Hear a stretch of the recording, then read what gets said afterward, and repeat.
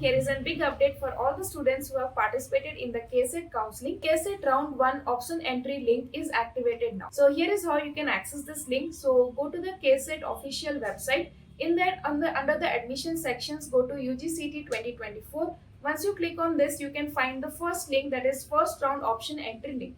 So once you click on this link, you will get directed to a page where you have to enter your CET number.